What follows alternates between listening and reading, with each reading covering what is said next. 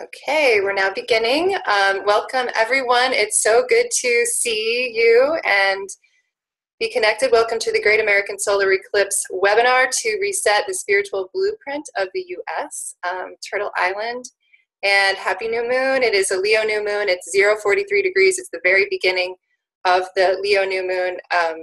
And this is the first of 2 months of new moons.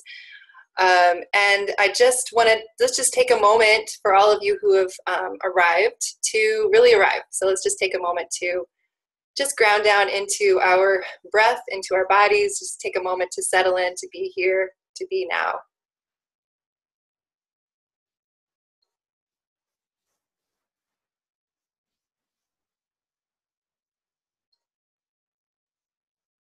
Okay, and I'm so delighted, Kalika, that you're here.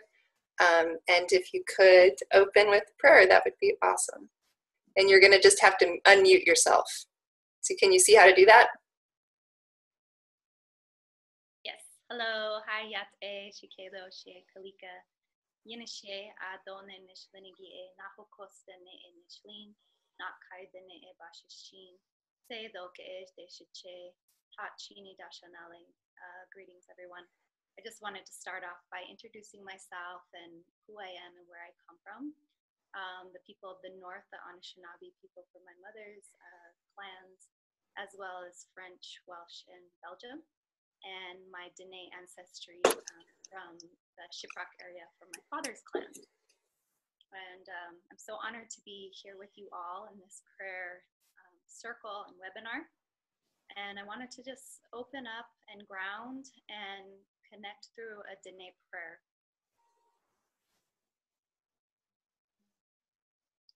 Kodo hojo dole, nahasan shama, yadil shita, hayotka, nodok ej, nodok sui, cha ha hehel, sisna jini, so dil, do okotsli, debe insa, zilna odil, to o shiche hasche hogan, hogan atsani shama. Atsani Naglehi Shama, Nada Aga Ashki, Nada Atsui Ate, Yod I At E, Meets At E, Hobeyaj, Haradin Ashki, Anil At Ed, Saha Nagai Beke Hojo, Saha Nagai Beke Hojo.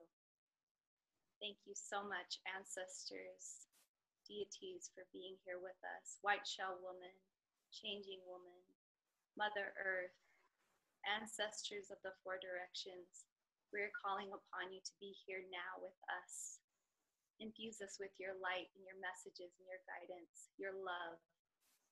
Continue to ground each of us to Mother Earth, to the heart of Naha Shema.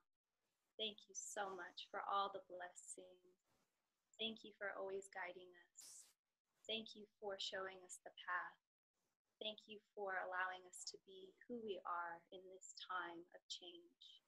Thank you again for all the beautiful souls who will connect during this moment, during this prayer, and this unfolding of sharing information from our cosmos, our sky realms. Tehe, Ojona Hasli, Ojona Hasli, Ojona Hasli, Ojona Hasli.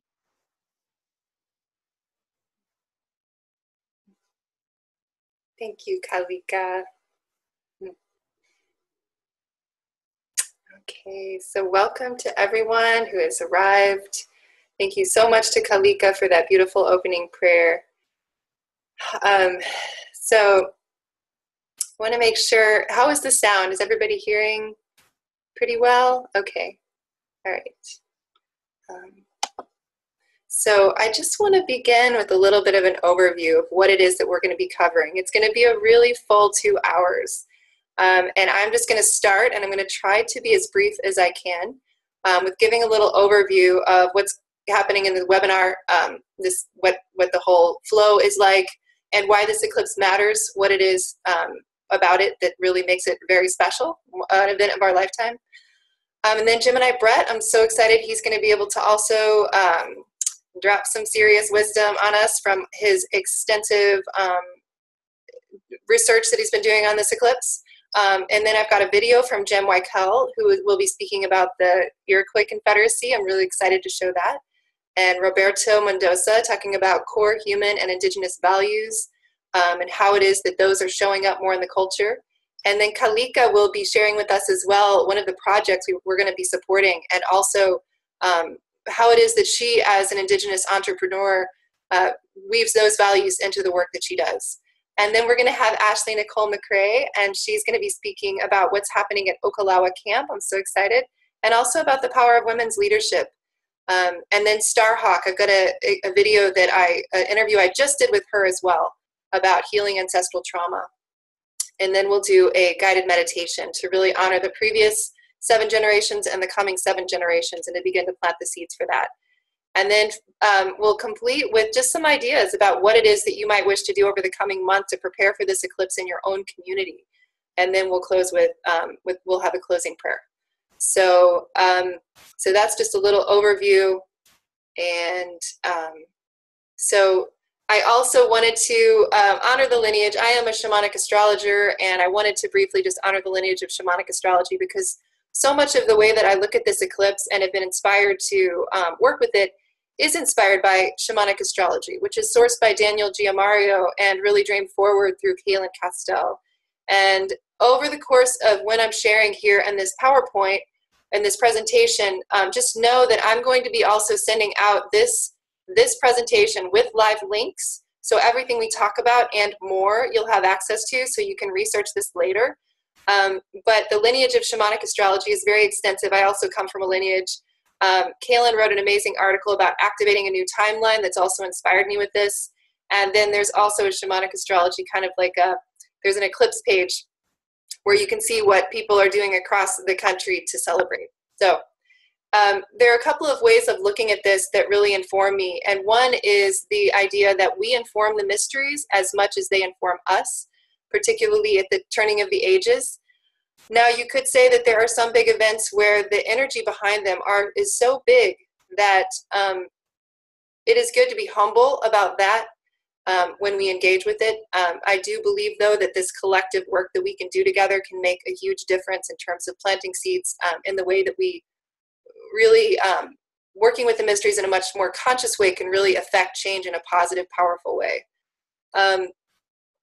Also, another concept that Daniel Giamario actually first introduced to me was the idea that at the turning of the ages, at this time that we live in now, it is really for us, those of us who want to shift the culture, to be guided most deeply by the circle of the grandmothers, the clan mothers, by this wisdom that I think sometimes actually lives in our DNA, that guides us to tune into the deepest wisdom from the past, and also really consider what kind of world we're creating for the earth in the next 7 generations. So just to honor the lineage in that and how that has come through, and that's my lineage with shamanic astrology. So just to, again, I'm just giving a little bit of an overview about what's going on with this eclipse, what's most essential to consider. So this is just a map basically showing the line of totality. So where we're going to see, the red line indicates where you're going to see the total solar eclipse. The maximum amount of time that you'll see the sun covered completely is about 2 minutes and 40 seconds, and that's going to be further along in the east coast. So you know, again, there's so much you can find online with more details about what the eclipse is about and how to work with it, but I'm just going to tune in on what I think is most essential. So that's the map that kind of shows that path of totality. And then to consider why it is that this eclipse is so essential, just know that it's been 99 years since the path of totality passed through all of the U.S. from coast to coast in this way. Or you could say Turtle Island. You know, North America was considered by some Native people and is referred to that currently by many Native people as Turtle Island. So it's the first time that it's passed through all of the U.S. in this way. It's also the first time in at least 760 years that the path of totality is exclusively seen across the U.S. So usually you'll have, you know, there'll be little outliers, other areas where you would see the entire eclipse event. But in this case, it's only the U.S. and it's been quite a while. Also, the eclipse is with Regulus, the heart of the lion, which is one of the four primary stars in the heavens that the ancients would use to track major events. It's deeply connected with prophecy. It also has a connection to this current age change that we live in. So that's a huge deal. It is the heart lion of the star, or the heart star of the lion. So even just to consider that simply, like what might that be about for us? Another thing to consider is that and Brett is going to talk way more about all of this, so just know this. The eclipse is also triggering Donald Trump's ascendant in Mars, and it's so that's also a big deal. And just to astrologers all across the globe are seeing this as an event that is going to trigger massive change in the U.S., or that seeds that, or that indicates that that kind of change is already happening. But there are precedents also for other eclipses where the eclipse has passed over certain regions, and it's that region that really sees the biggest impact. I'm not going to say that that's always the case with eclipses, but it's very clear to anyone who's looking at it that this is about the U.S. The big change that's happening is about the U.S. So one of the often cited examples of this is that there was a total solar eclipse prior to the French Revolution that swept across Europe. It was just a couple hundred miles south of Paris that preceded the French Revolution. So that's just one example of that.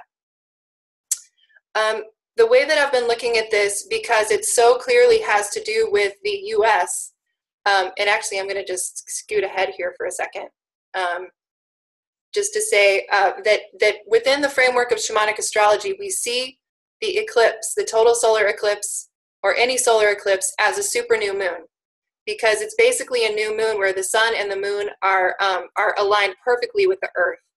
So we see the new moon as a time to plant new seeds and plant intentions. And so this can be seen as a time to plant collective intentions for the future. The eclipse is also with the North Node.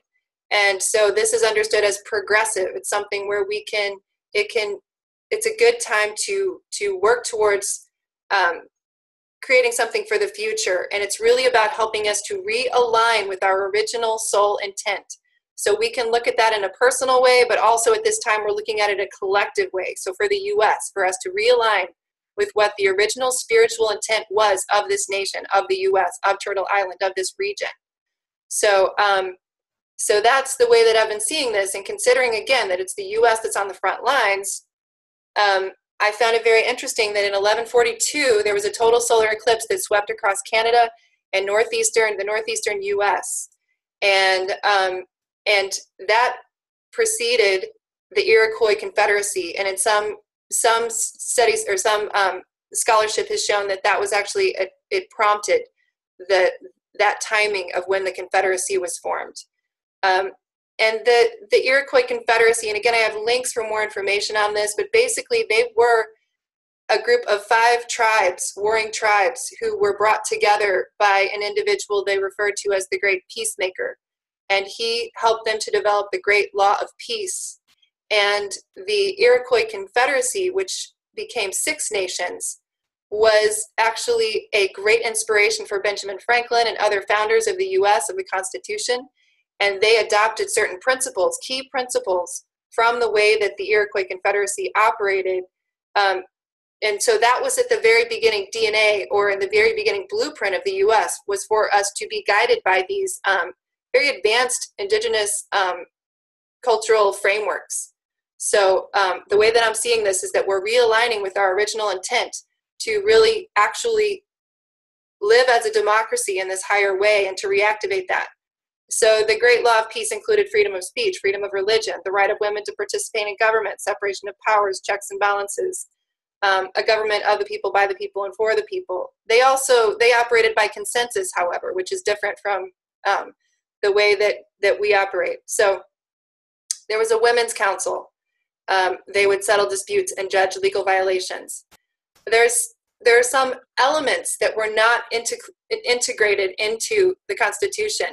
And that would have been the 7th generation principle, which is that you have to consider the impact of any decision on the next 7 generations, and the role of women. There were clan mothers. Every clan had a clan mother elder who was they were the ones who would choose the political leaders, the chiefs, and they also could impeach or expel those leaders if they were not acting in the best interest of the people. So these are some things that to consider. And I just wanted to bring in, just because we're honoring the feminine here as well, that's part of the conversation. Many of us have heard of Hiawatha. Hiawatha and the Great Peacemaker were two of the figures who are understood to have brought about the Great Law of Peace. But there's also a woman, Jigon Sasi. I can't say her name exactly right, but she was one of the three who was responsible for that. And I just wanted to call her name out as well. And you can read about this later, but she was referred to as the Mother of Nations. So just wanted to honor and acknowledge her as well as a root to our government, our current government system, and what its potential is intended to be, and to dream into that. So I wanted to now, let's see, I want to make sure I'm doing this in the right way. Okay, so I'm going to just leave it there actually. And Brett, if you'd be willing to share now. I want to introduce Gemini Brett. Brett is one of the most dedicated astrologers I know. He is one of the things I love about him is that, you know, like myself, he's been deeply informed by the shamanic astrology paradigm. And a big aspect of what that's about is that you must spend time under the living sky and be informed by those mysteries, which, believe it or not, there are many astrologers who are just catching on to that concept. And Brett lives these mysteries. He is so deeply, deeply dedicated to learning these mysteries. And he has been learning about this eclipse for a long time. So I'll let Brett speak. Brett, I'm so glad you're here. Thank you. I'm so glad I'm here too. Can you hear me okay? Yeah. All right, I'm in Sedona, Arizona, and hopefully the internet's okay. I'm at a friend's place, and I was sitting outside, but I was too loud, so I came here, and I guess I found the right place because we're in this like sun portal. And I just turned around to see if the sun was happy or sad, and it seems pretty even face, you know, but maybe waiting for us. So Leo, this is where this eclipse is in tropical astrology, and it's long been associated with the sun. And with the child and that dynamic, radiant play, you know, I think that's a really key energy for us to find within us, right? Because as we activate these energies in us, right, we actually bring a peace to the world where our outer world doesn't have to go through some strange cataclysm if we tend to our own shakeup, you know. Mm-hmm. So a lot of what we're doing is we're realigning consciousness of culture to the true ways, is first tending to our own soil, you know, inside us. And, you know, no doubt eclipses are about shadow play.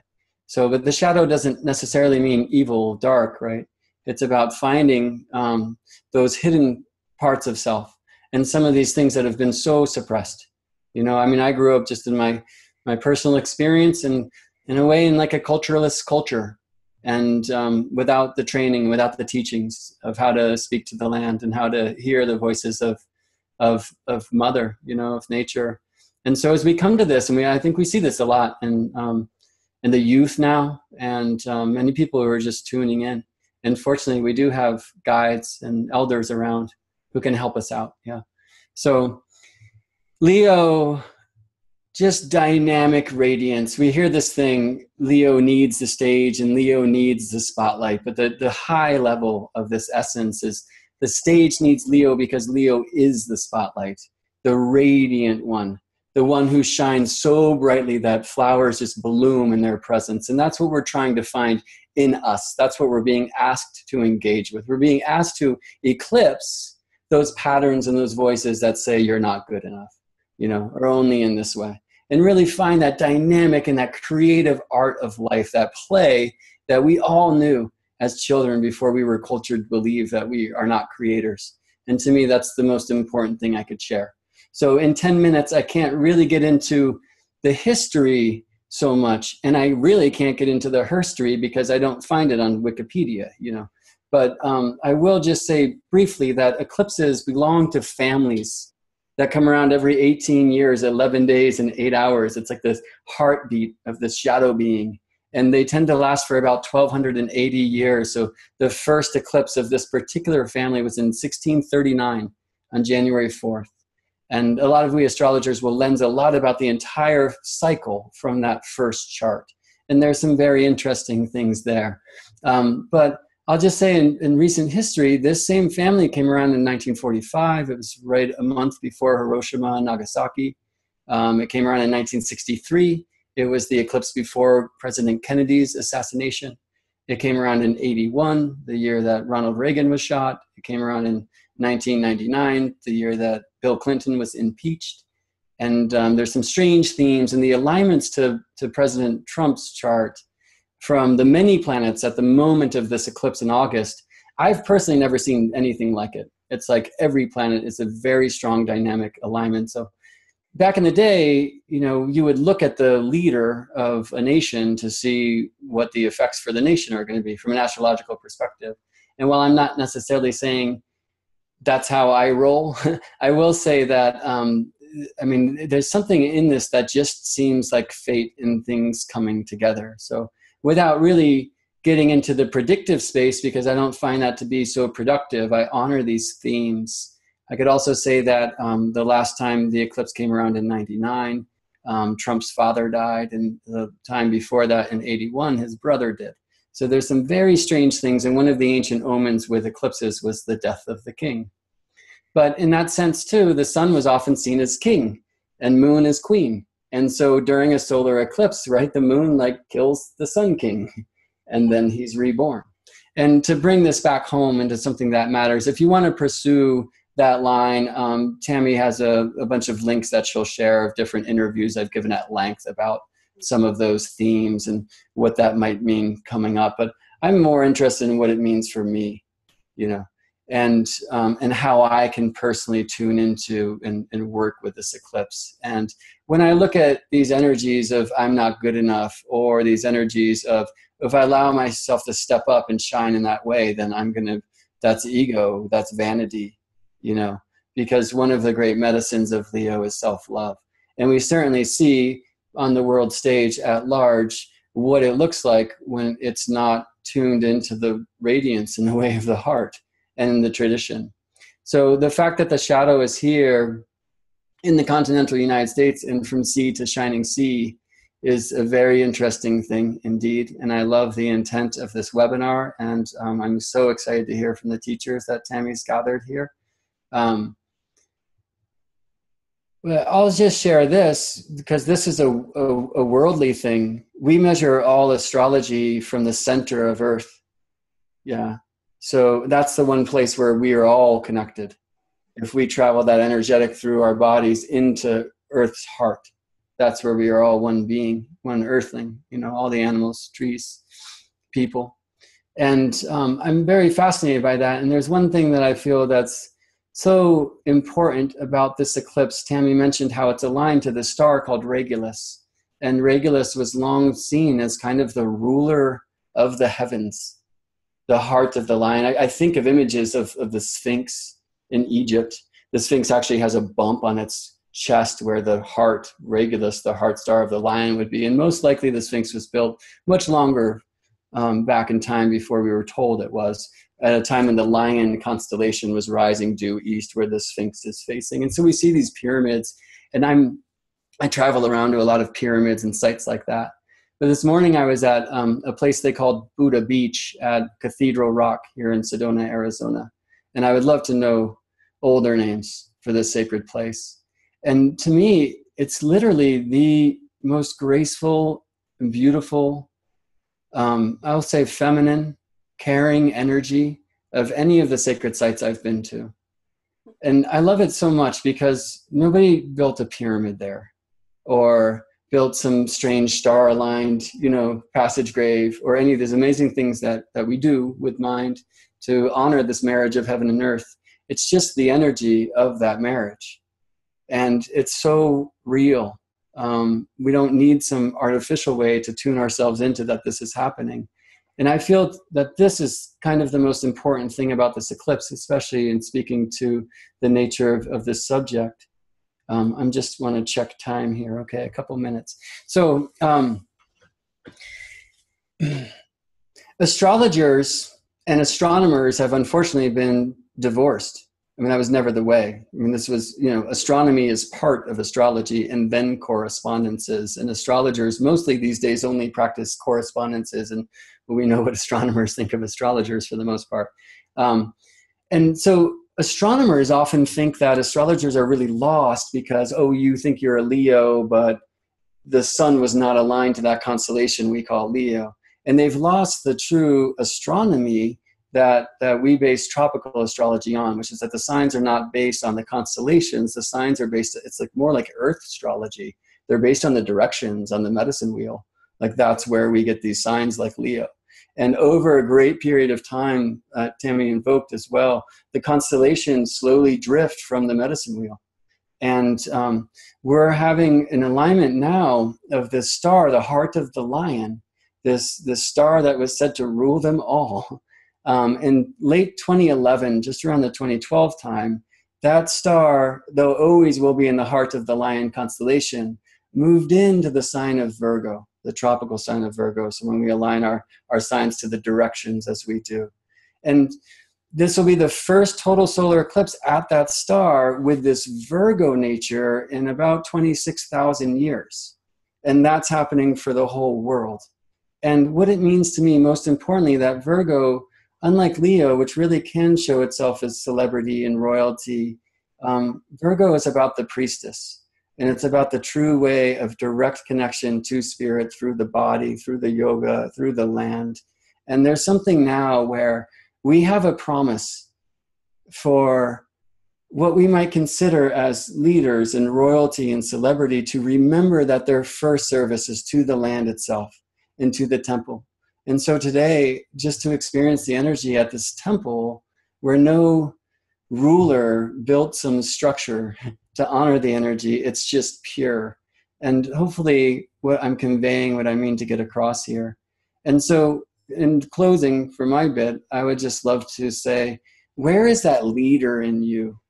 Where is that radiant one who is not afraid to shine, who chooses to live their life as art and in ways of honor and valor and chivalry and sovereignty? And the way to access that energetic now in this eclipse is to tune into the wisdom of Earth directly. So find that place to sit and really start that conversation and see what would say you're not allowed to shine, and let that be eclipsed so your great light can come and set us all free, because it all starts with us. Yeah. Thank you so much, Brett. Thank you. It's so good always to be with you. And yes, awesome. Thank you. Okay, so so glad to get that download. And I wanted to, I'm not going to go to Oklawa camp yet, although it keeps wanting to show up because it is such an essential part of this. So I am going to go to, I've done an interview with Jim Wikel, who I actually met. I'll just introduce him. I actually met him at Oklawa camp. Maybe I do need to talk about Oklawa camp now really briefly. So recently in June, I was very honored and privileged to attend the Indian Country Confederacy Summit at Oklawa Camp in Oklahoma. And this camp itself is it kind of sprang from the soil of Standing Rock. It was inspired by that, and it is a really powerful project that it's a land that's owned by a Choctaw individual, and which is located close to about 3 miles from the Diamond Pipeline. And so it is a camp of prayerful resistance, but they also have the vision to create there an indigenous eco-village. So Brian, I'm going to ask if you can mute. I'm going to mute you. Okay. I'm just going to manage the muting sometimes when somebody new comes in. So in any case, so I was able to go to this event and was deeply inspired by the individuals there. And Jim Wikel was an individual who I met, and he is Seneca Cayuga. And he spoke to me and spoke to the group about what we've been talking about with the Iroquois Confederacy. So I was really lucky to be able to get an interview with him. Yesterday, he wasn't able to attend. He had a personal matter come up. but I'm going to go ahead and show that video here in a second. A little bit about what I know. You mentioned Ben and his, our indigenous confederacy. Actually, he has talked about modeling the Great Law of Peace to youth. And basically, the Great Law of Peace, the history of that is many years ago, what became the 5 nations were constantly at war with one another. And a peacekeeper named, and tell me if you can't see me because I had to put it on a Word document, so I couldn't remember it. Do you still see me? Yeah, you're a little lower, but it's fine. Okay. This peacekeeper came from the Huron nation. Now, the Hurons, or the Wendat people, are also Iroquois nation people. And his name was the Ganawada. And he kind of explained to people that in order to find peace, they're going to have to follow the laws of nature, because all life is derived from these laws. The natural world lives by these laws. Mankind is the only animal that has deviated from these laws. That's my own words. Tracy, he said that they must just went to respect your each screen. other nations and all of creation in order to bring about share it. peace and harmony amongst themselves throughout the world. So we come from a matriarchal society. Matriarchal, and we're matrilineal. Our family lineage is traced, and our clan lineage is traced from the mother's side, where we come from people of clans. There are, I think, 7 clans amongst the Iroquois people. There's mainly only 2 in Oklahoma now, which is the wolf and the deer. I'm from the wolf. Each clan at one time had a clan mother. The clan mothers were responsible for picking the chiefs. The chiefs were expected to attend council, where they would bring the concerns of the various nations. If a chief misbehaved or acted in ways that weren't consistent with his position, he could be removed by the clan mothers. Right. Wow, we should do that, right? Yeah, it would be great if we could govern ourselves this way. And actually, I'm part of a movement within our tribe to bring it back to that. Awesome. It's going to be hard because of colonization. But so the Great Law of Peace, I've heard, has been the basis for the American democracy, or for the Constitution of the United States. There's differing opinions on that. Yes. It is known that some of the, quote, founding fathers, Benjamin Franklin in particular, did go to great lengths to learn about it. Yeah. But the American government has never operated in consistency with the Great Law. Right. Well, it's because true democracy really doesn't need a governmental structure.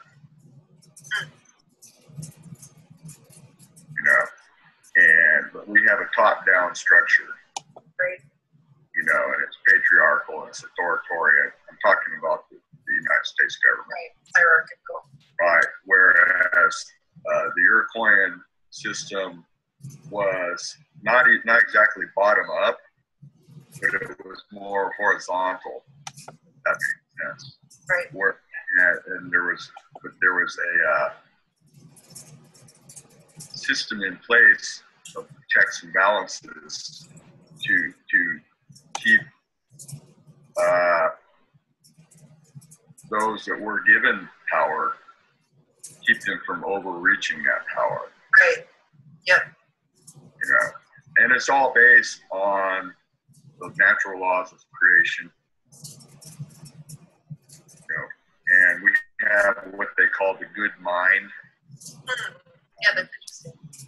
Which is basically the good mind is part of the Great Law of Peace, and it's really just laws about, or not laws, principles about how to conduct yourself with your fellow human beings.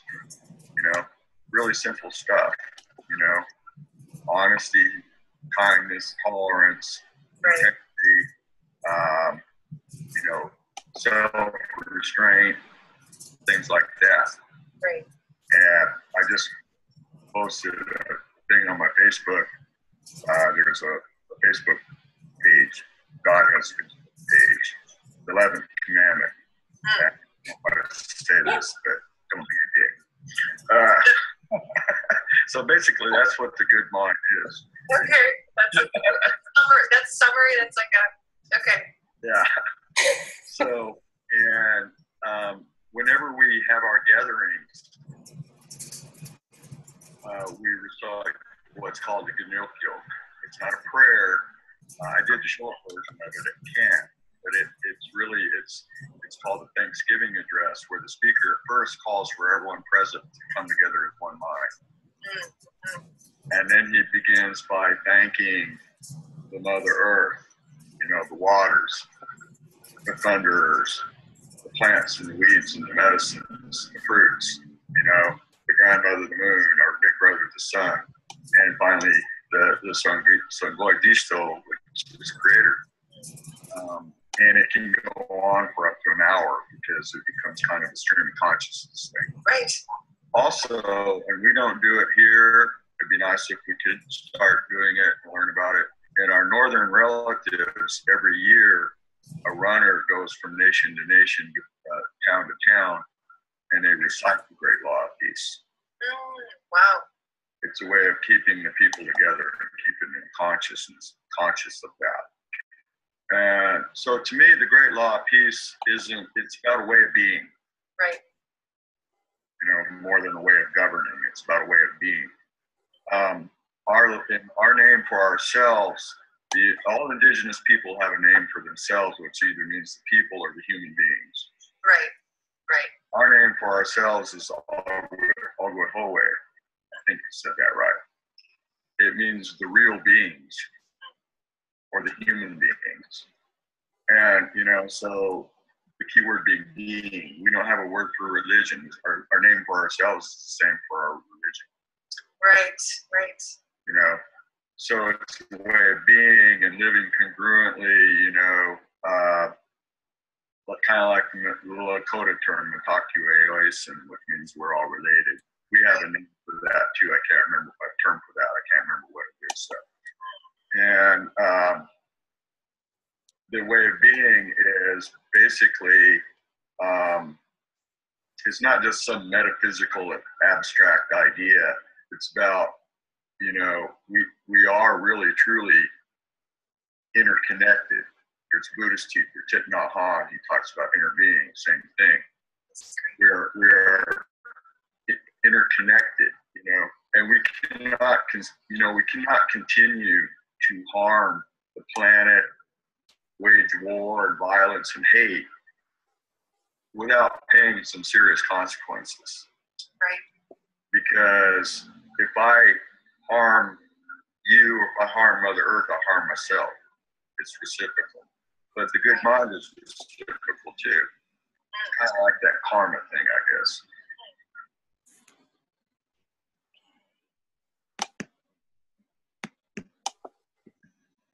A little bit about what I know, keep them from overreaching that power. Right. Okay. Yep. You know, and it's all based. Okay.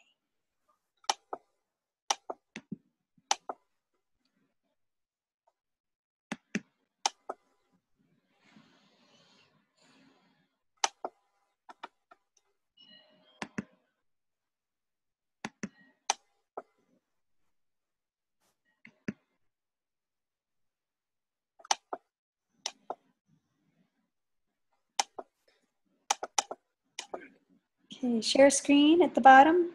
Did you just? Yeah, I undid the share screen and now you need thank you. It's the little green envelope at the very bottom. Yeah, I'm seeing something very different than you're seeing. Oh. But I will get there in a moment. I'm going to share my screen so you can see, Okay. so I can point it to. Well, there's two steps. First, there's this little green envelope at the bottom, and then there's this window pops up, and you can hit share screen here. Yeah, I think that for me, it's simply, for whatever reason, my screen it's not showing anything with Zoom at the moment. It's completely not accessible. Can you hit escape? I think I'm just going to have to escape really quick. Yeah. So, where's escape? Yeah, okay. So, thank you for showing that. And I'm actually going to be invisible now. I'm not sure how to shift that. But I loved that Jim was able to share. Actually, you missed this part. We had to cut a lot of the video out, but a lot of what he had begun with is to say, I'm not an expert. This is not something that I've studied in forever. You know, I don't know as much as some others, but he has been, in the last 2 years, just very passionately connecting in with his own culture, and he's living it now. And so I was really thrilled that he could share in that way. So I'm hoping now, I think Roberto, if you would be willing to now share with us a little bit, and I want to just introduce Roberto. He just also deeply inspired me at Okalawa Camp with his vision around really looking at the way that in our culture we are so steeped in capitalist kind of culture that we don't even recognize it, and looking at the way that we can shift into more indigenous or core human values as a way of being.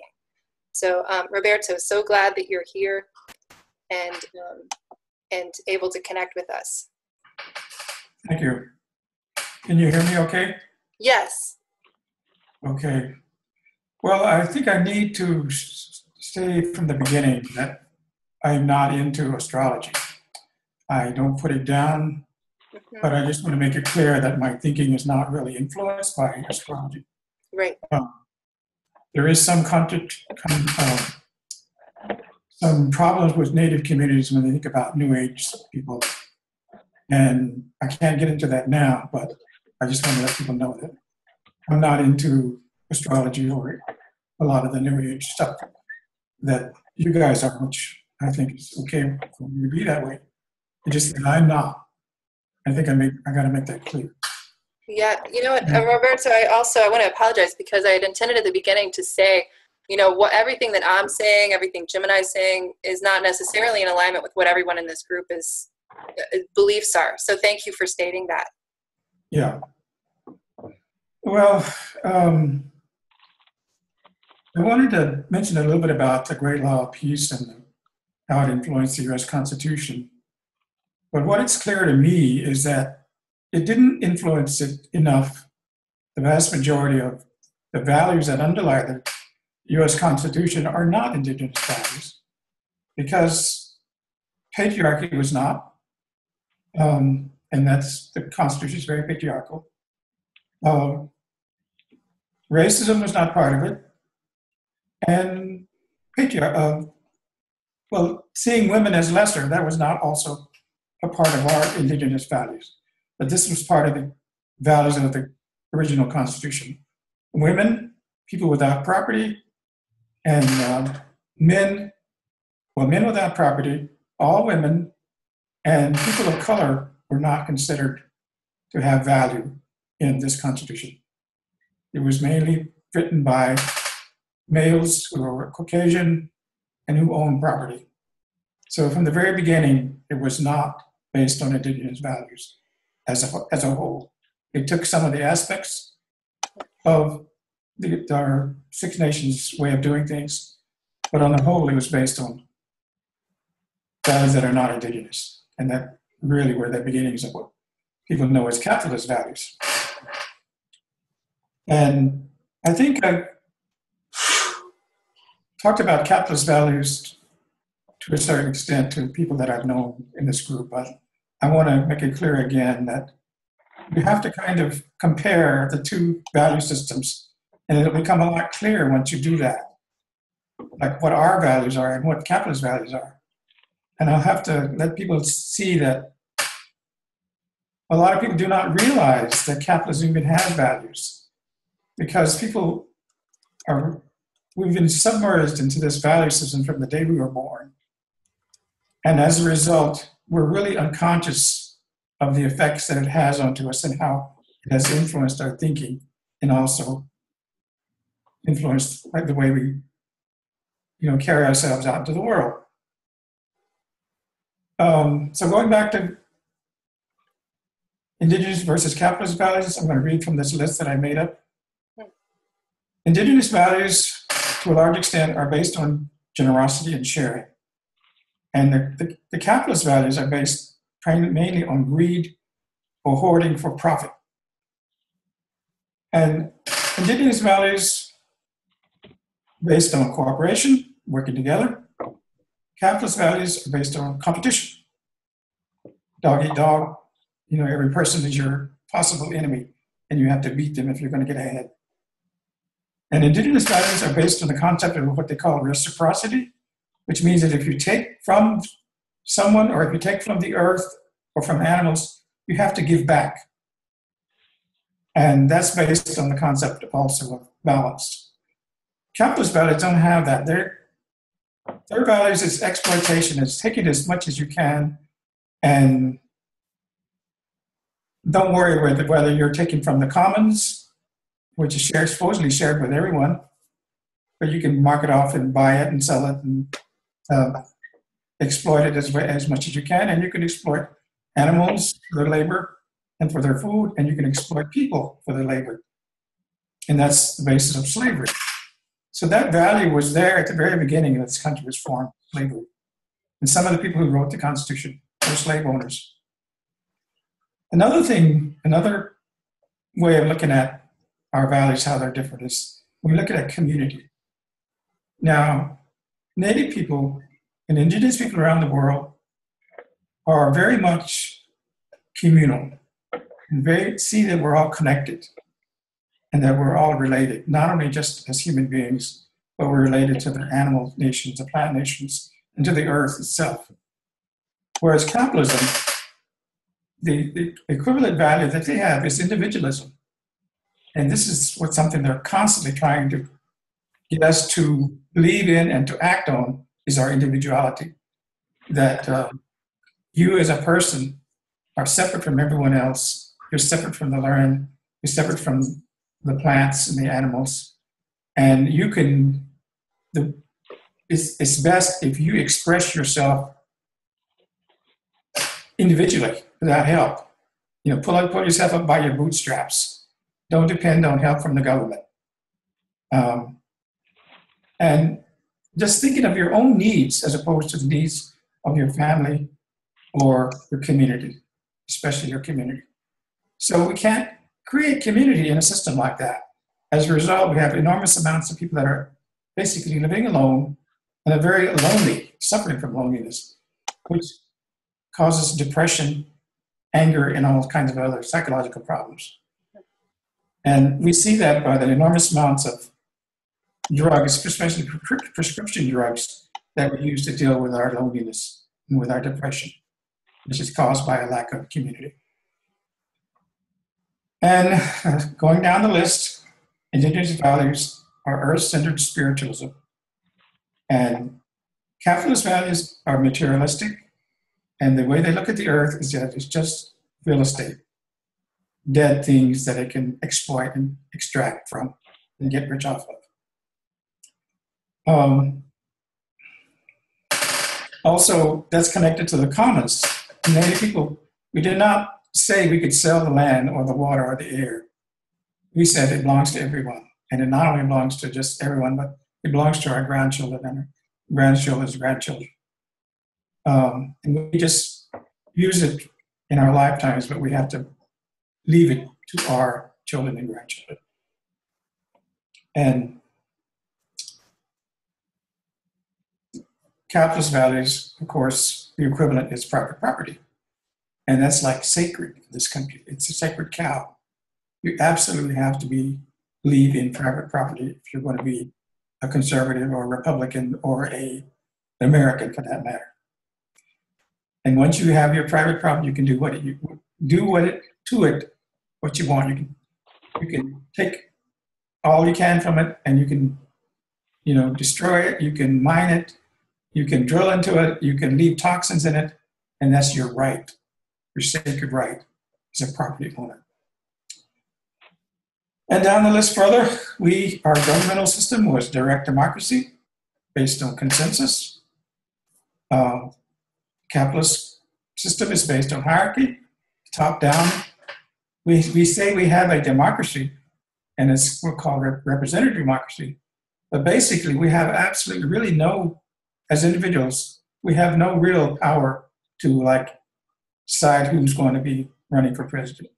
That power is given over to people who have money.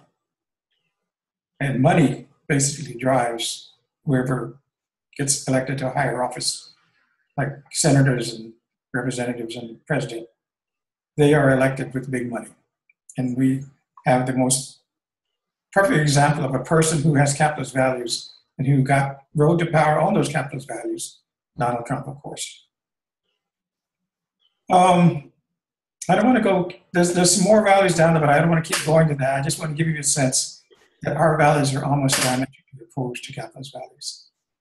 But I also want people to realize that because we have grown up in this system, and from the very beginning, since we were 3-year-old kids saying, "Damn, mommy, take me to McDonald's," and that is, those values we've been immersed in them, like fish into the ocean. And they've gotten into our thinking. And we see them as normal, or even as good, they're great. Well, it's great to be a business person. Like Donald Trump keeps saying, I didn't pay my taxes, but that's because I'm a great businessman. That's what great businessmen do. They get rid of taxes and figure out ways to get richer. And the old saying, greed is good. That's a capitalist value. So when we're trying to figure out a way to live better in this earth, and a lot of us are going back to thinking about indigenous values because I think, as I pointed out, they're much better for ourselves, for our community, for our children, and for the earth, and for the plants and the animals than capitalist values. Because capitalist values, once they get into operation, they act like a cancer. And their main goal is just to keep growing. They cannot survive without growing. It's like Edward Avery pointed out that with his statement that I'm sorry, that's my 10 minutes. Okay. Roberto, I know we are kind of running short on time, but I do just want to say that I think your voice here and your perspective is absolutely essential. And also just a little bit about where you actually see, because when we spoke about this, I think you also said these are indigenous values and they're also kind of core human values, or they're kind of the basis of, I can't remember how you said that. I'm wondering if you could talk a little bit about that, and as well where you've seen social movements that have reflected these values that are emerging now, so we can kind of look at what's happening that's transforming our culture in this way. Okay. Well, what I see in the United States is a growing consciousness about we need new values. And I keep talking about Martin Luther King's Vietnam speech, where he said, we as a nation must undergo a radical revolution of values. Mm-hmm. If we're ever going to defeat the giant triplets of racism, materialism, and what was the other one? Racism, materialism. Somebody put it on chat. Someone's going to remember this. Anyway. It will show up. He was calling for different values than capitalist values. He was questioning capitalism toward the end of his life. And that's one of the reasons I think he was assassinated, because he was becoming a revolutionary. It being clearer and clearer in that capitalist values were no good, and we had to have a new set of values. And a radical set of values, which means going to the root, which to me means going to the indigenous roots of our values, but not just indigenous values of Native people in the United States, but indigenous values of people all around the world, including currently your people, European Americans. Because if there was a time in your history where you were basically, your people were tribal, earth-centered, who lived according to values that were very similar to Native values. And even though you're the Caucasian race supposedly is the one that is sitting on top of the world and then dominates all the rest of the world through their capitalist system, doesn't mean that you as an individual have to, keep living under those values. Because I think people are becoming aware that these values are anti-earth, they're anti-life. They're like a cancer. Cancer just grows and grows because it has to grow. And then eventually it kills its host. And capitalism is the same thing. It constantly has to grow and grow. And eventually, at a certain point, it will destroy it. Not so much the earth itself, but it could probably destroy the ability of human beings to live on this earth. The earth would probably still go on, most likely, and I'm sure it will. But our system and our so-called civilizations, our economies, our nations, may not survive this capitalist system. And many people realize that. They're not just radicals and revolutionaries, but a lot of ordinary people, a lot of writers and novelists and poets, scientists, they all see, climate change as an example. This is all caused by capitalism, which constantly has to grow and constantly has to have more energy to grow, which means it has to constantly use fossil fuels. And that's basically a death trip.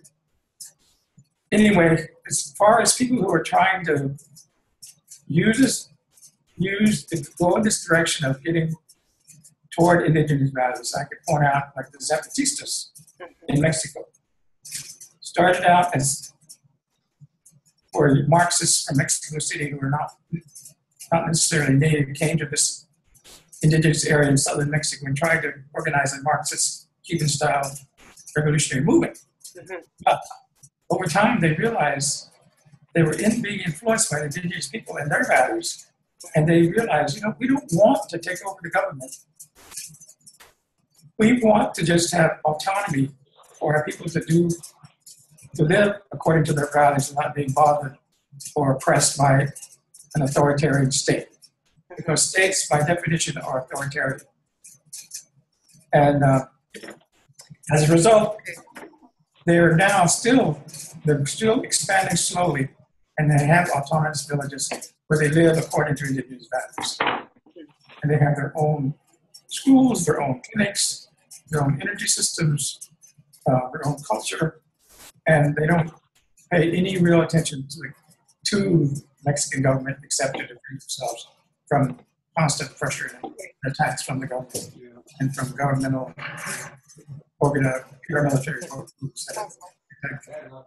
Thank you, Roberto. I think, there are links that you've sent me as well that I will post. I haven't had it posted yet, but when I send the handout to everyone, it will have those links that you sent to me, talking about Athens, talking about other kind of communalist cultures that are emerging and that have emerged in the past, so that people can learn more about that. And then also your blog, what's the name of your blog again? Eagle Quetzal Condor. That's right. Okay. And also, Roberto, I just wanted to say, Roberto, that at a recent presentation that we had given here locally in Missouri about what's happening at Ogallala Camp, we had made handouts of the sheet that you had given us with the different values.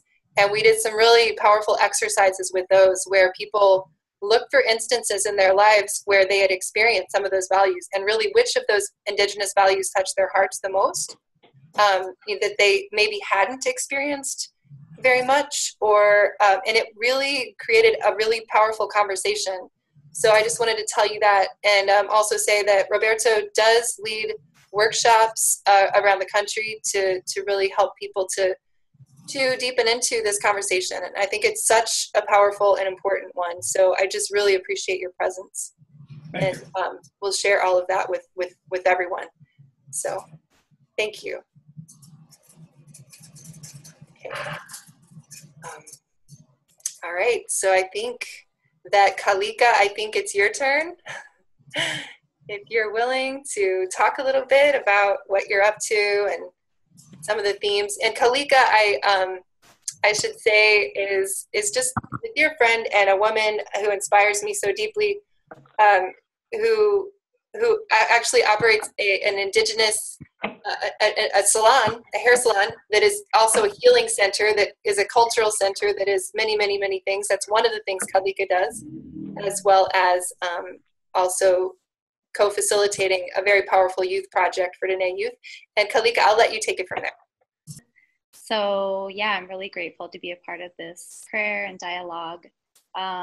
Just to start off, I want to show, I can send this link to you all later, but I want to hold up this blueprint.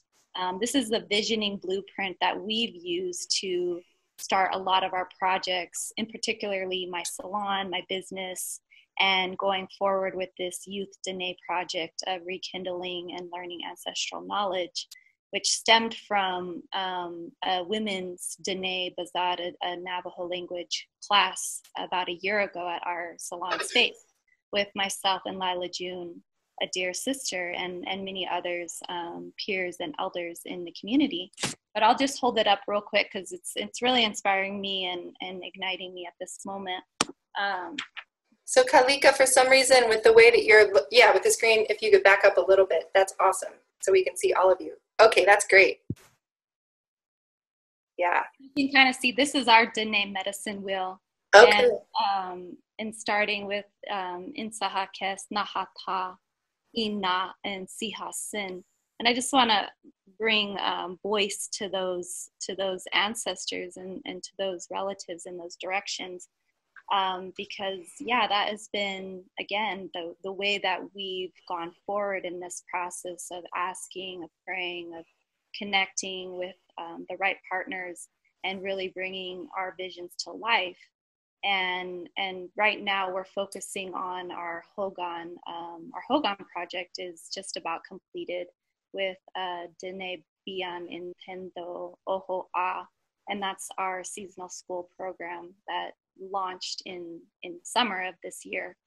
And we started about a year and a half ago, again, going through this visioning process, traveling to each of our sacred mountains to pray, to contemplate, to connect. And earlier when I was sharing that prayer, I was speaking about those sacred places in our Southwest region that are really influencing us at this time. And that's been some of the guidance that some of myself and peers have been just sharing and working towards, is to build and to rekindle our connection to those sacred places.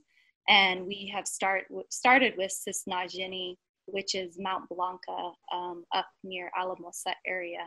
And that's where we have created our male style Hogan. So it's been a long journey, and my salon, organic salon and wellness space, has been very instrumental in this whole process.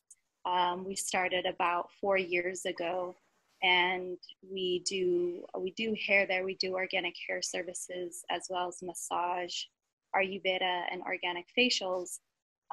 But we also host many workshops, meditations, language classes, and share what we're involved in terms of the community. So when things about a few years ago, some dear friends of mine started a walk.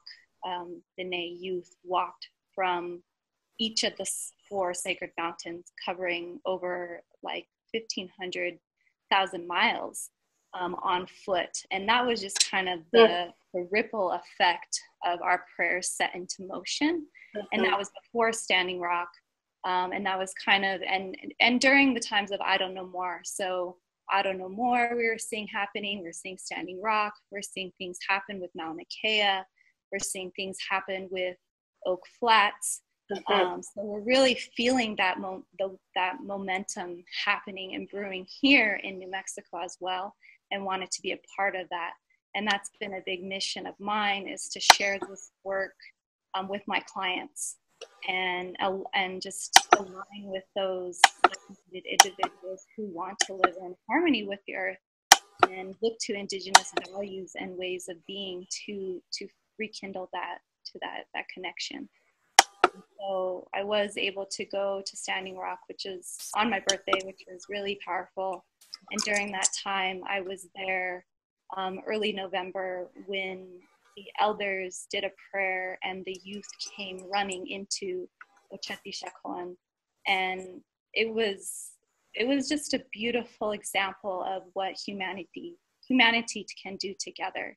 And that spark and that magic that is still so here for us when we tap out of the synthetic matrix and get back into that organic flow. And so from that point, that's kind of when we continue to share our message and share our work through the salon, through NACA, the Native American Community Academy, where my husband works at, and where I volunteer and teach and do mentorship. And then starting like I said, our young women's Dene Circle, Dene Bazad, our Navajo language class with, and really asking those elders to come in and help us and mentor us in urban settings. Because some of us, we're removed through colonization, we're removed from our homelands, removed from our culture, removed from our family. There's a lot of trauma in my own family. There's a lot of pain that I've had to, I'm working through, and it's coming up for me right now to really heal and look at those deep, old patterns and ancestral, like genetic patterns are coming up for healing right now. So I'm really glad that you're doing this and bringing people together in this way to talk about it and to be vulnerable and to shed some of those layers that need to be shed. And connect and really connect and share that prayer. And so I'm again honored, and interestingly enough, my husband and I just got back a few days ago from Arizona. We were in Flagstaff connecting with over 125 women who work in social care and who work for Navajo Nation's TANF office. And it was like such a unique connection to make, because these are the people that we want to serve and in addressing health inequities around New Mexico. And that's some of the work that my husband does. And now he's bringing me in to share my story and share how I brought my culture and indigenizing my salon space to hope to bring some inspiration to our people out there and invite them and let them know that they are the people we want to connect with and want to bring into our seasonal school. So they were really excited to hear about what we're doing. Some had been familiar with our project through social media. So just finding those connections that you maybe aren't so obvious, but you're like, yes, this is really in line to what we need to do. So yeah. Thank you, Kalika. And for also speaking to the need for healing, because it does, I've done an interview with Starhawk, and she talks about that from the perspective of those of us from European ancestry, that in order to really to have a lot to contribute and to come from a good place, we need to also tend to our own ancestral healing, so that we're not so deeply drawn to appropriate from other cultures or find that in other places, but to try to find that inside of ourselves in our own roots. And I appreciate you bringing that up from the Native perspective, because I do think after Standing, it's so there, but I hear that so many times after Standing Rock as well, that it's just, there's so much that's been opened up within Native communities that is healing, but also there's a lot that's coming to light, that's been there for so long. It feels like it's very raw, and from an outsider's perspective, and also one of the most important things that has come from it, it feels like, is just such a coming together of people, of Native people, and doing the healing themselves. Does that feel true? Absolutely. Yeah, I think we're all being asked you know, to do that. And yeah, and look into our DNA and who are our clan mothers, you know, who are our yeah. And this whole journey, like through the school, through mentorship of my dear sister Lila, and then another mentor, Patricia Davis, through Dene language, you know, really finding who I am and where I come from and where my mother's people come from, and my roots to Europe too. I have that connection as well. And I have to give great thanks to the Lakota people, because it was really through Sweat Lodge, through Sundance Way of Life, that I came back to myself, and I came back to my own Dene people. And later on in my years, I'm now learning my language, but thank goodness I am. And my grandfather, Fred Begay, he was the first Navajo nuclear physicist, as well as a medicine person. And he passed a few years ago, but he gave me these few little clues, you know, these few little words to go by. And he always said, know your mountains, go to these places, be with the soil, you know, bring your bundle, and know who you are. And it's like, wow, I'm really doing that. Finally, I'm following that guidance. And there's so much healing, and there's so much that I haven't looked at. There's so much in me. And so it's like really raw. And I find like what the other gentleman was sharing and what you're sharing through the guidance of the cosmos are showing us that it's what we're all kind of experiencing on different levels, to operate from that higher self, you know, to be in line, appoint that sovereign higher self. Thank you so much, Kalika. Thank you. And I will also share more in the PowerPoint when I send it out about your project, which is so inspiring, and some of the images that you've shared. And yes, because the project is one of the two that, and thank you to everyone who has donated. I really appreciate that. If you haven't yet, and if you're able, I really encourage you. Kalika and Jake and Lila June, their project is deeply inspiring. And I'll send videos that you can watch as well that will inspire you. And Okalawa Camp, as we'll talk more about in a moment as well. These two projects, whatever it is that you give, they will take and they will use in a very, very good way. And so thank you so much, Kalika. It's just always good to be with you. Thank you. All right. So, okay, well, I'm hoping we have Ashley. Ashley, if you are on, you'll just want to unmute yourself if you're able to do that.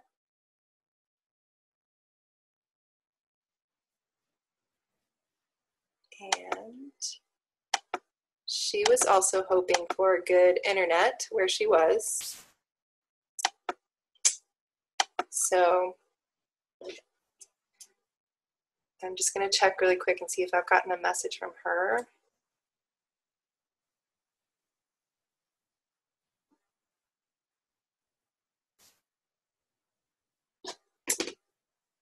Okay.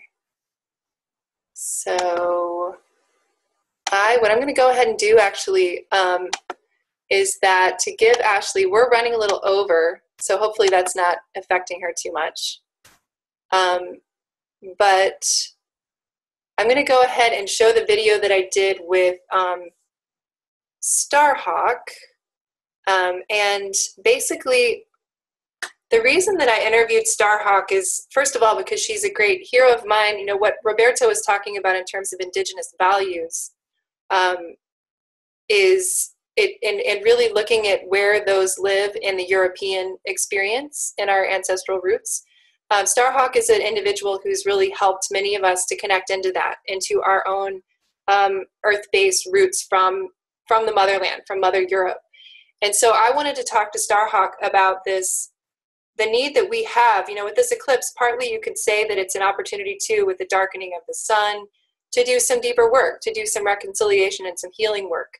And as I kept feeling into this, it feels like it's a time to look into what's going to be, what we can dream into for the next 7 generations, and to begin to think about things in that way, because that's such a powerful way to look at it.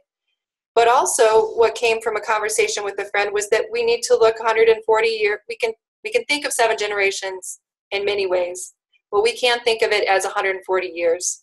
And we can not only look forward 140 years and really begin to think about things on that long scale, but we can also begin to look back 140 years and ask what was happening 7 generations ago and start to train our minds to look at it that way.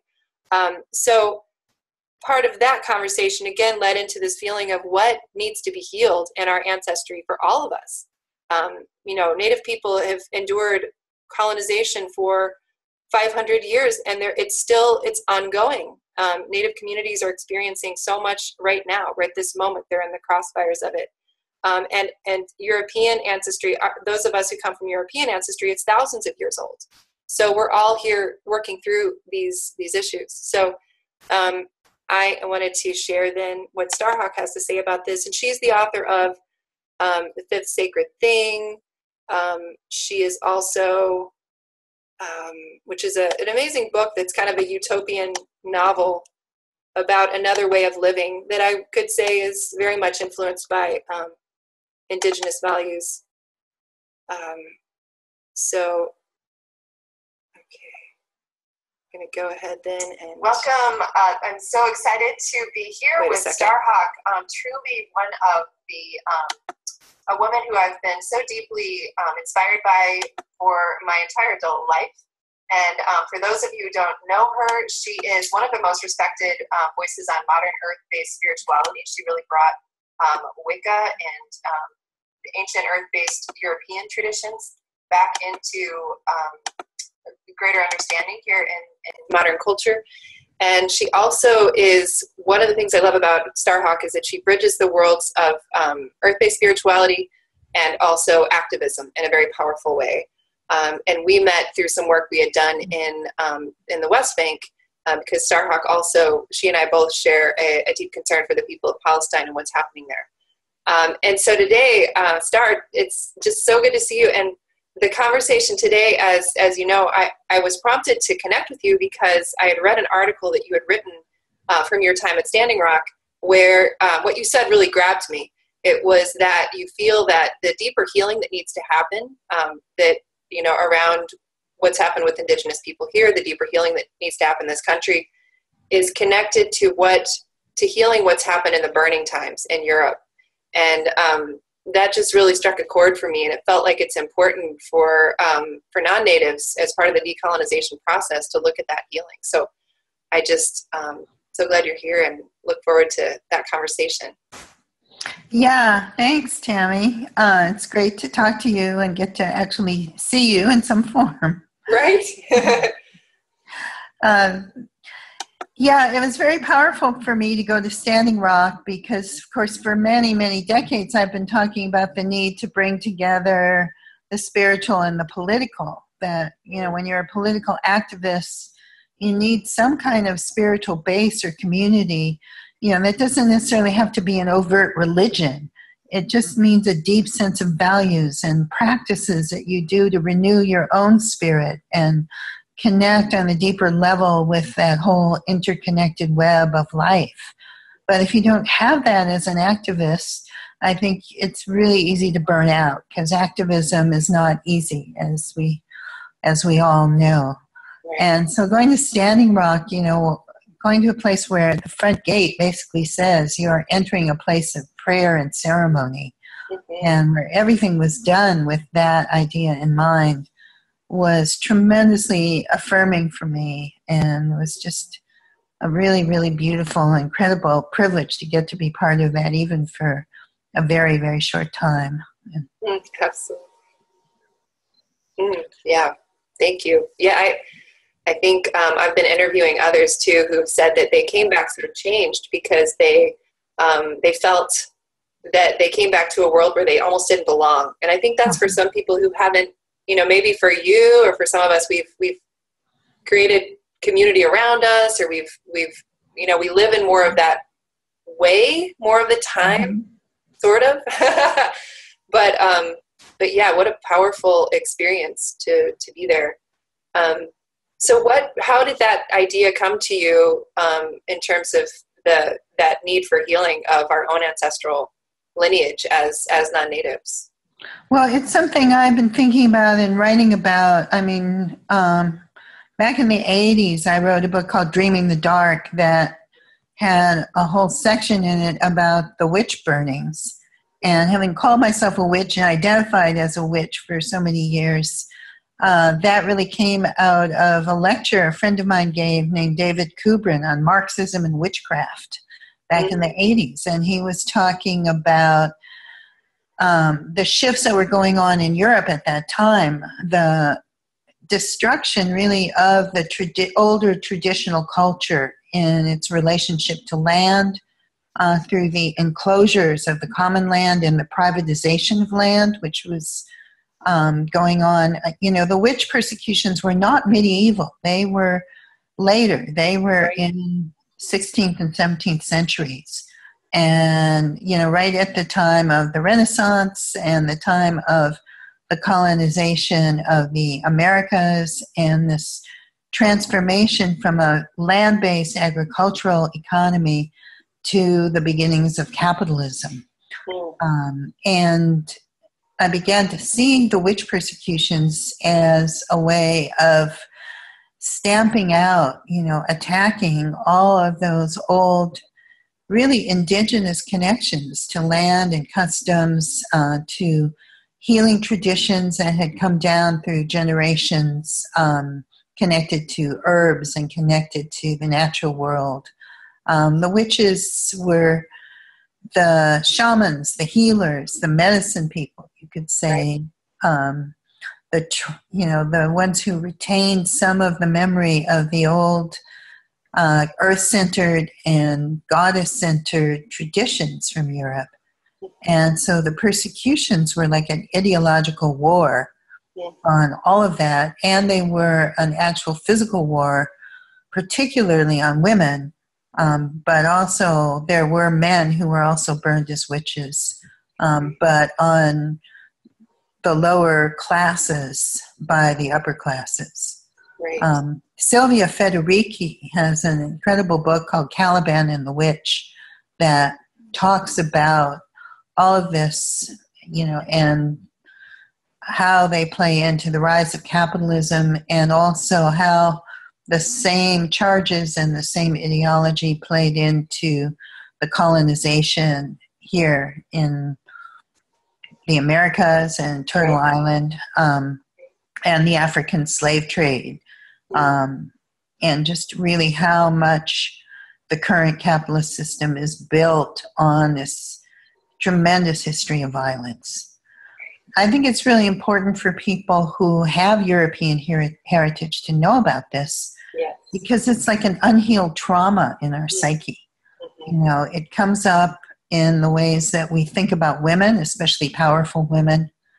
And I really saw that in the last elections, you know, in the ways that Hillary Clinton was demonized. You know, it's not that I like all of her policies, and it's not that I don't, you know, I understand how people see her as a representative of the neoliberal whatever, but there was a quality to the virulence people had about her that had not, you know, that never comes out against male politicians. You know, especially against one who in many ways also stood for so many good values. Well, and I think that goes back to this tremendous fear we have about powerful women. The woman of power is so easily turned into a demonic, fearful icon. Absolutely. Well, and that kind of ties in as well to part of the theme of this webinar, or part of the intent, is to look at the way that the Iroquois Confederacy, you know, their governing structure was so deeply influential to the Constitution. But the piece that was missing was the clan mothers, the elder women who had such a powerful position of leadership, and to envision and to imagine, you know, let's bring them in, let's call them, let's invite them in, because it's time. And really for them to be part of the field, to bring them into the field. So yeah, I appreciate so much what you're saying, and that you're bringing it to women as well. And I just think that what would you say in turn, because so often when I work with Native people or I speak to them, they'll say something like, you know, you really need to get in touch with your own roots. Uh-huh. You're not always appropriating our culture. There's this big attraction. So how do we get back to our own roots? And specifically in this situation, how is it that we can begin to heal that wound of what happened to our own ancestors who were at one time also earth-based? Do you have any ideas about how we do that collectively? Yeah, I see a lot of young people, especially people who come from European background or don't see themselves as native or indigenous, being really like distressed and confused about how do I show up in a good way. Yeah. And I think it's important to understand, like, everybody has indigenous roots. Yes. Yeah, everyone on the planet. Like, we would not be alive if we didn't come from ancestors who were indigenous to somewhere. Right. And knew how to live with the land and how to listen to the land and how to work with nature. That's how people survived. I think we also, you know, we get taught history in a certain way. Probably everybody knows who Henry VIII is, who's listening to this, at least roughly. Right. But how many people know who John Ball was, or Isabel Gowdy? Mm-hmm. You know, we get taught the history of kings and nobles and wars, but we don't get taught about the thousands of peasant rebellions and worker rebellions that took place all over Europe from the early Middle Ages on, that really never stopped when people rose up and said, you know, enough of this. Like, right. Yeah, right. Yeah. You know, I think it's important to recover that heritage. We don't know about the witch persecutions, and we don't know about the instances of resistance to them. And I think it's important that people go even deeper and understand that behind all that, you know, in Europe, again, as in every place on the earth, there is this rich heritage of how people connected to the land, how they listened to the land. It comes down to us and through things like folk customs, fairy tales. You know, you can learn to decode them. History, ancient figurines. But I think when, you know, healing traditions and herbal traditions and magical traditions. Yes. And I think when we start to look into that, then again, we can start to recover some of the pride and the heritage that we all share. And I think it goes native and non-native. Heritage is not just your bloodline. Right. You know, all of us who are listening to this webinar who speak English in our everyday lives share a common heritage through that language. That ties in again to the whole history of all of the invasions and colonizations and resistances and all of those things.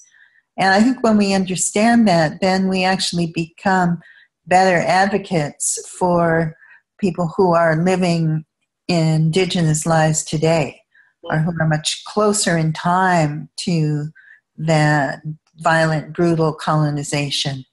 To people who are still fighting those struggles for land and sovereignty this very day, which are, you know, obviously are still going on all around us. Absolutely. Yes. In Iraq and Palestine and everywhere else. Yes. Yeah.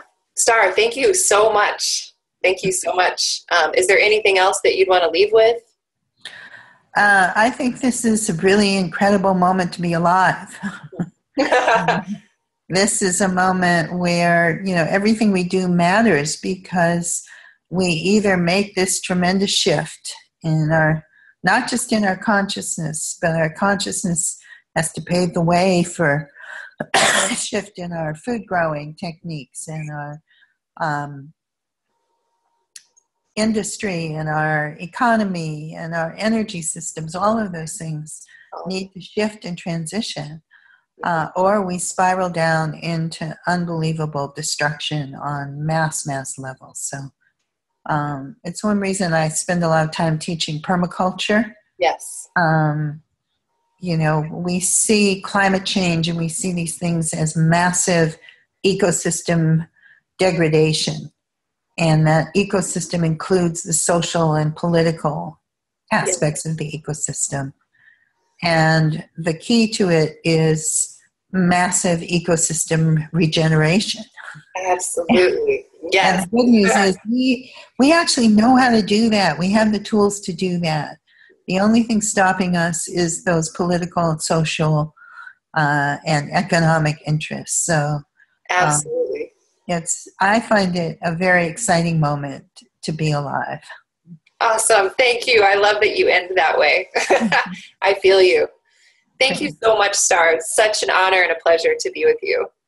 You're welcome. Okay. And good luck with the rest of the webinar. Thank you.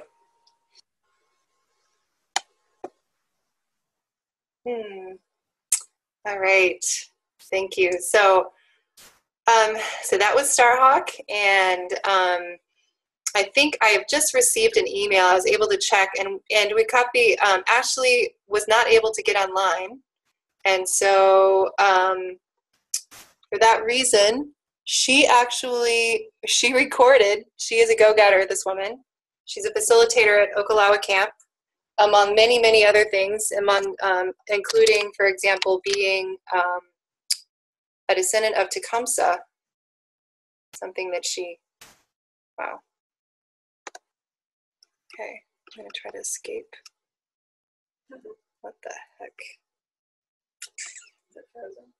Yeah, it's frozen. Okay, here we go.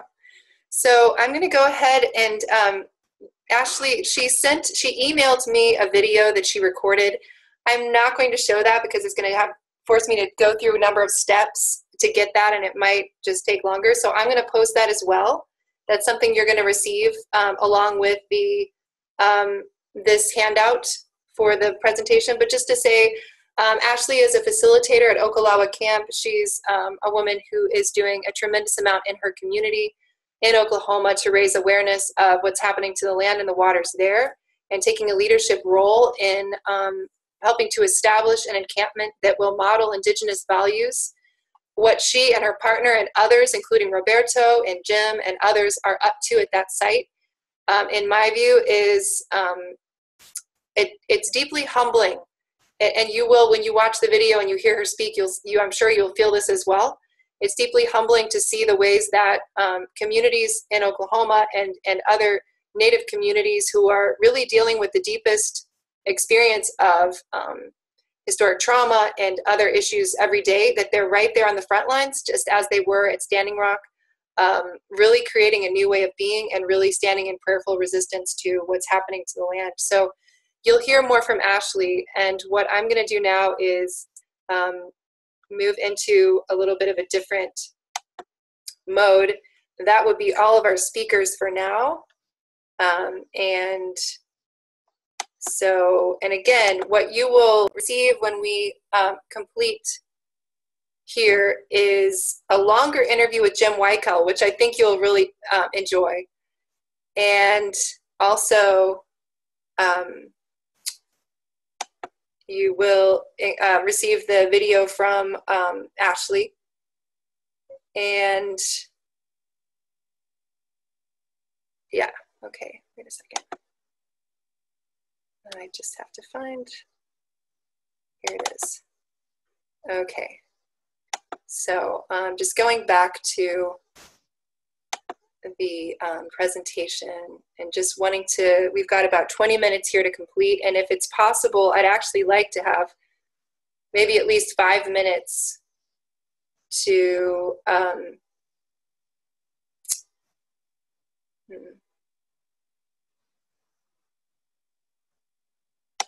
5 minutes just to share, to have people share. So I'm just going to go ahead and move down. So just these are a couple of images of the Kalika's project, and they just constructed a traditional hogan with the youth at one of their sacred sites. And so I just wanted to point that out. And Kalika, what is, you're going to have to unmute yourself, but what does the title, what does that mean? What does the title mean again? That means rekindling ancestral knowledge. It's the people's teaching and learning. The people teaching, okay. Mm-hmm. Teaching and learning. Okay, beautiful. That's our Facebook page that you can find us at too. Okay, awesome. And videos. Lots of videos. Yeah. Great. Okay. So again, you know, one of the pieces that we have that has felt like it could be very powerful to now think about, you know, for any of you in your own communities, if you're wanting to do anything to kind of to plant the seeds to do this kind of a reset in your own community, one of the ways to look at that is, first of all, as we've talked about, look at what happened over the last 140 years in this nation, and then also in your bioregion. And so one of the things, when I started to do the research on this, it kind of blew my mind. And my friend Emily and I both were looking at what had happened about 140 years ago in this nation. If we think about this as a time where we're really, you know, it's a right time for us to consider thinking about the next 7 generations. If you look back 7 generations, you will see that in about 1877 was a time of where there was a lot happening for Native people in this country. There was a lot. There was the War of Little Bighorn. Within that span of time, or about 20 years after, was the Ghost Dance. About 20 years prior was the completion of the Trail of Tears experience. If you look at 1877 again, and I will actually send also this as part of the PowerPoint or the presentation, but there was a great deal happening at that time that is in need of healing and reconciliation. Also, if you look at the African American community in this country, that was a time of reconstruction. And so if you look at, those are just 2 communities who we can look back 140 years and say, what is it that needs to be healed in our communities? What is it that needs to be healed in our nation? And again, there's something really stunning about that span of time and looking at it that way. So, you know, so this is a practice we can do. And here in our community in Columbia, Missouri, we're going to look at that, and we're going to look at what's happened in our own community over the last 140 years for people of color, for the environment, for the land, for the water, just to begin to train ourselves to think about things in this longer way, because it's such a powerful tool to do that. So I'm going to end this actually with the guided meditation, and then hopefully we'll have a few minutes for any sharing. But before I do that, just again want to speak into some ideas for what it is you may wish to do in your own community.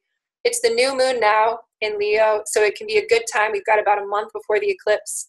This can be a time to gather with your community members and to really consider doing a little bit of research, a little bit of deeper inquiry to prepare for some kind of event on the day of the eclipse or around the eclipse, where again, you can do visioning in your community, you can do guided meditations, you can do ceremony, you can just have conversation about what's happened and what you want the world in 140 years to actually look like.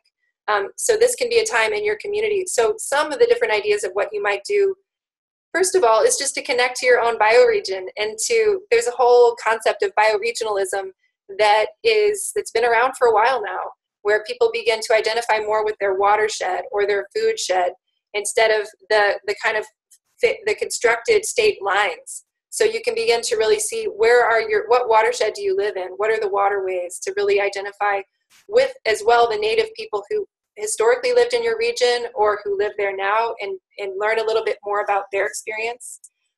So this is some of the inquiry you could do. You can also, again, track back 140 years, what happened, what is to be grieved. And also in the last 140 years, it also is essential, as you know, Starhawk was mentioning, there are all these movements for positive change that have occurred over these periods of time as well, but we don't often know about them. So what else has been happening in your community that's to be celebrated? What kind of healing is already happening? What is working? So you might want to in some way map what's happening in your community that's planting the seeds for a regenerative culture. You might want to really look at, you know, who in your community is finding new ways to grow food. What are the collaborations that are emerging among farmers? Who's doing permaculture in your area? Who is creating new forms of community? Who is really taking care of the water? If there are groups in your community that are like water protector groups that emerge from Standing Rock, how might you connect with them?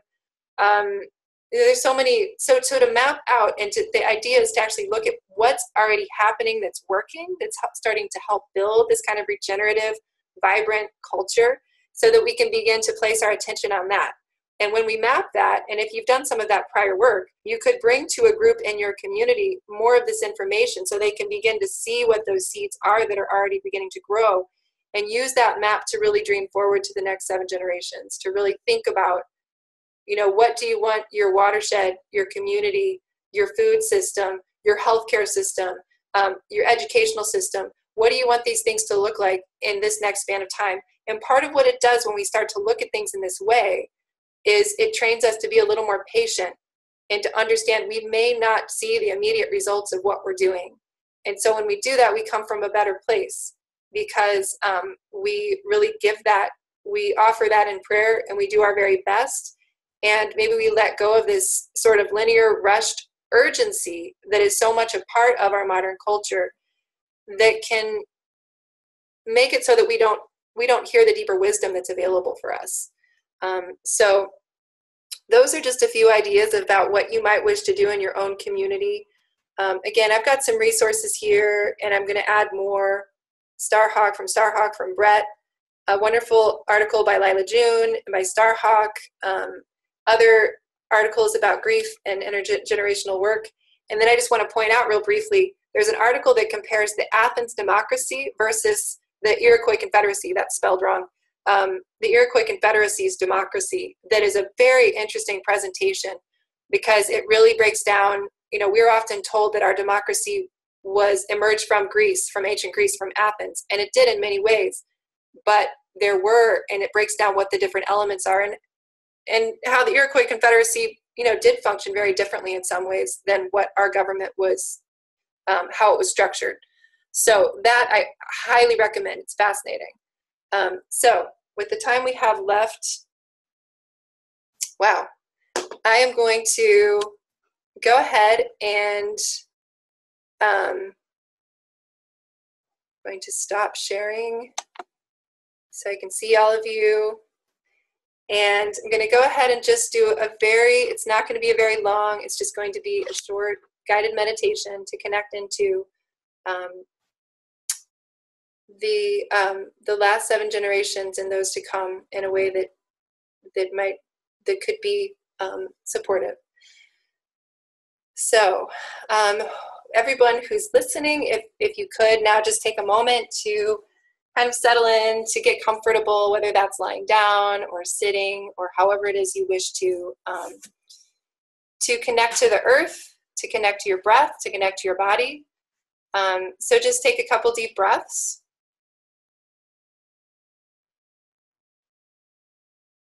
And you're going to want to close your eyes. And now open your inner eye and your inner vision so that you see before you a very large tree. It's a pine tree, a beautiful, enormous pine tree. It might look like one that you've seen before in the past. And now imagine, and you'll see that there is some kind of a bird that's approaching you. It might be an eagle, it might be a hawk, it might be an owl. It's very large. And whatever this bird is, it approaches you and it lifts you. And it flies so that it takes you to the very top of this enormous tree. And now you look back to the west. And as you look to the west, you look down and you see that you are looking from above at the land where you now live. Maybe you see in my case, I live in Missouri, I see the Missouri River.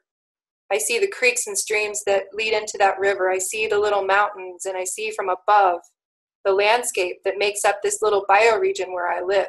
And I see the towns, I see the people, I see the community. So let yourself just take a moment to take in this landscape where you live, this land that you love.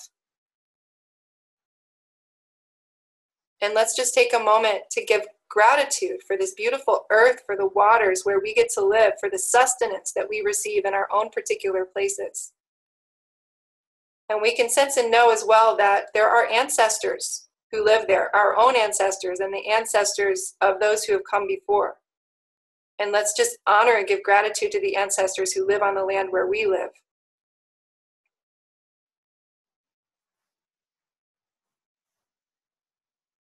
And now as you look to the west, You see the sun, and the sun is setting.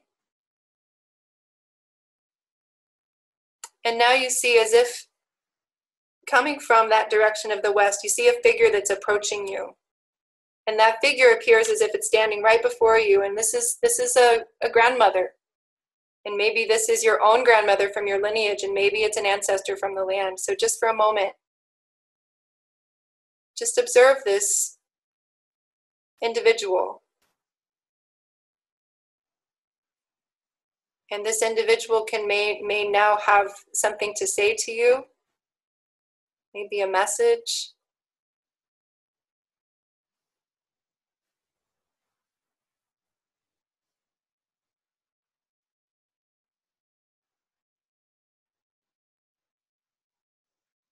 So just take some time.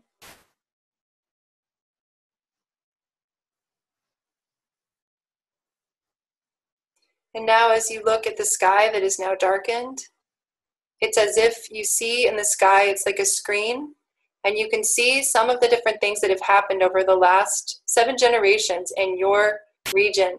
So you might see, so just let whatever comes to mind come to mind.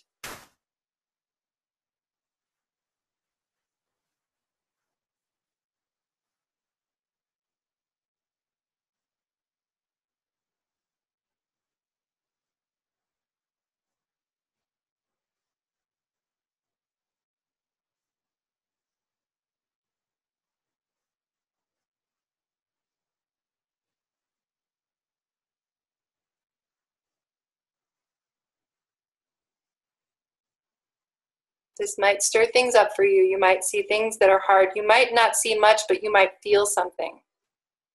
So this is just the very beginning of a deeper exercise that you can do to begin to look at what's happened in your area and to begin to just stretch your mind so you can think, what's happened on this land where I live? Because that still lives in the land. And you might feel it when you go for a walk. You might feel it when you spend some time out in the land, in the country, or even in the city and the people around you. So this is just an opening so you can begin to open your heart to consider what's happened on this land and how can I be a force for healing of this land.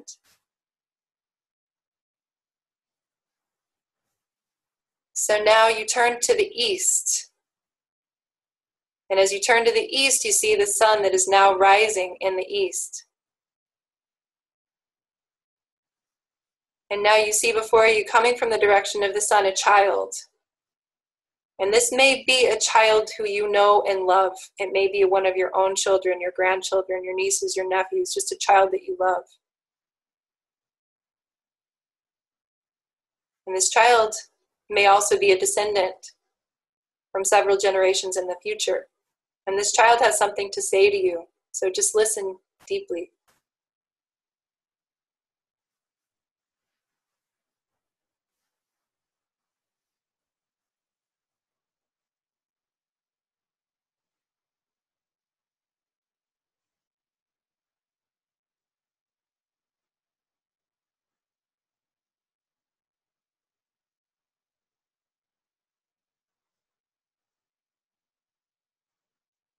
Now, once the child has completed, thank the child. And now you see again, you see the sky where the sun is rising, and it's as if it is a screen where you can begin to see what the world might look like in 7 generations from now in the future, about 140 years. What might be happening? What might the water look like? What might the rivers and streams and the land, the villages, the community? And you can look at it as if you're from above, and you might zoom in, and you might see what the schools look like. You might see what the buildings look like. Where are people getting their energy? How are people interacting with each other? How do the children look? How do the elders look?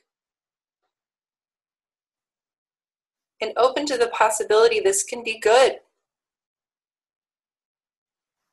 And feel and sense that with all of your senses.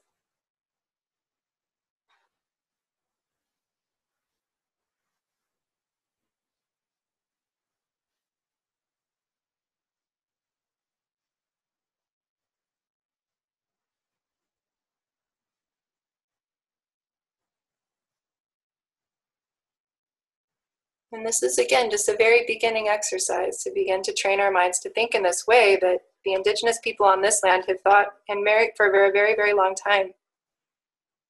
To think about what our world could look like. And now to think about how our actions now might influence that. So now that you've seen the possible future, I want you to just take a moment to focus on yourself. Maybe put your hand on your heart. And ask yourself,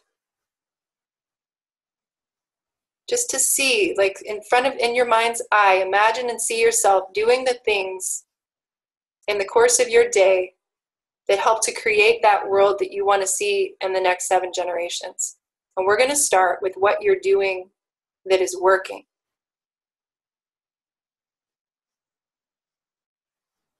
Maybe you buy your food from the farmer's market. Maybe you bike instead of drive. Maybe you're living a much simpler lifestyle now so that you don't have as big of a footprint.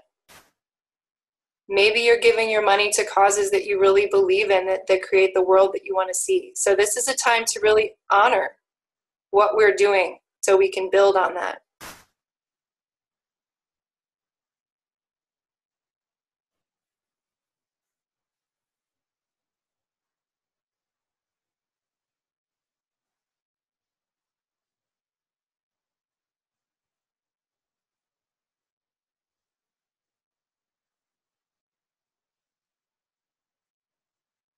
And now just for a moment, consider in your mind's eye, is there a way I can do a little bit more and see how that looks and feels?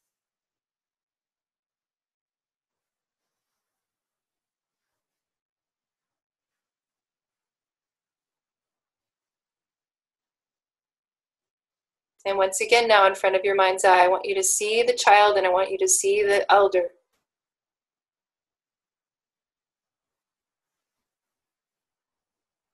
Want you to see and sense and feel the great love that exists between you and your ancestors, and the great love that exists between you and the young ones who are coming after. And just take a moment to feel how great that love is. And let that fill you.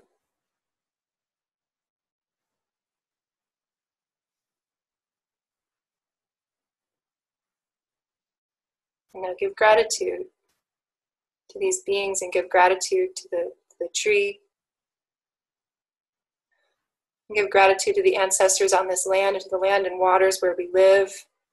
And we come back now into our bodies, into the present moment, and into the room.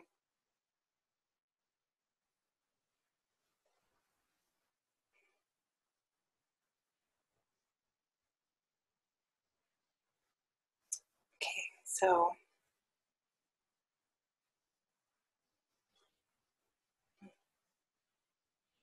just want to give so much gratitude to everyone who's attended. I know there's so many pieces to this.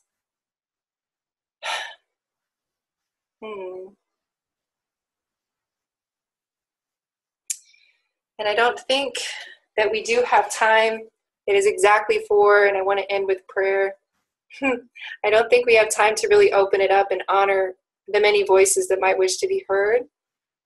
So what I will do is to say that when I send you an email, I'll also give the opportunity if anybody wants to be part of a Facebook group or conversation, it would be wonderful if you want to do that. And if I will create that group, and if you want to send an email or if you want to send any kind of message that way to me, that I'll do my best to send it to the group.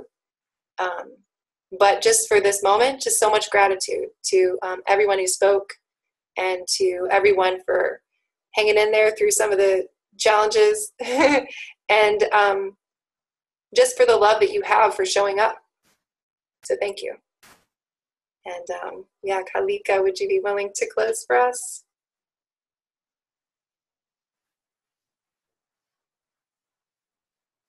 Oops, you're muted. Huh?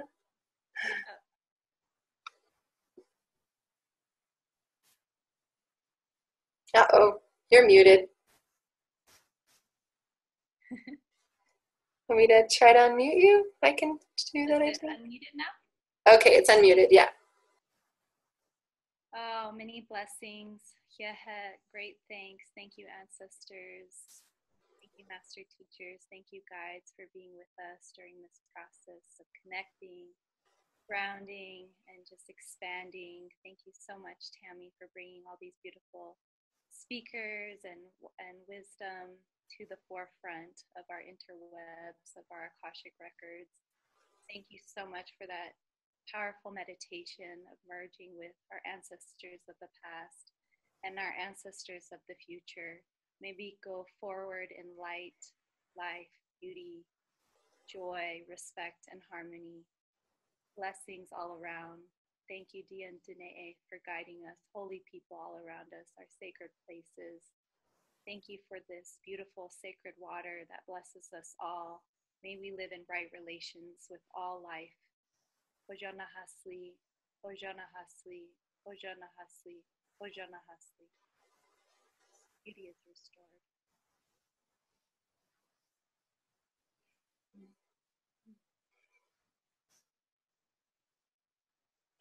Thank you. All right, so thank you to everyone, and have a beautiful, beautiful new moon, a beautiful month, and so good to connect.